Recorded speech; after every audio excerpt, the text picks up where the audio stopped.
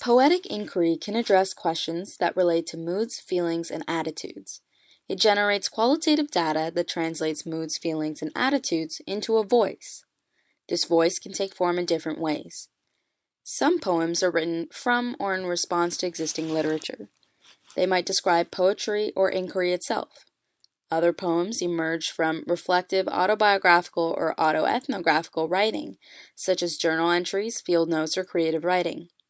These poems transform experience into expression and communication through language. And finally, there are poems that bring out the participant voice. These types of poems are very similar to the action research model described earlier by Ian and Ariba, as poems are co-created with researchers and can blend the voices of the participants and researchers. So what is ultimately expressed through these different voices? What topics fall within the realm of poetic inquiry?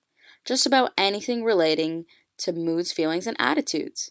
You can imagine then that poetic inquiry can explore the social sciences, humanities, anthropology, pedagogy, English, nursing, social work, women's studies, psychology, sociology, counseling, and more.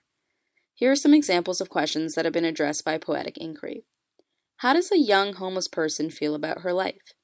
How does it feel to be a mother, an art teacher, a parent with school-aged children, a girl, a gay teacher, a teacher of color, a refugee, a terminal cancer patient, or a couple living with HIV?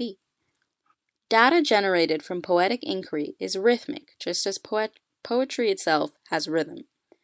It is also potent. Every word, space, break matters. Poetic inquiry generates the type of data that can help us experience the transformational process of self-creation. It touches us where we live in our bodies and embraces the notion of speech as an embodied activity.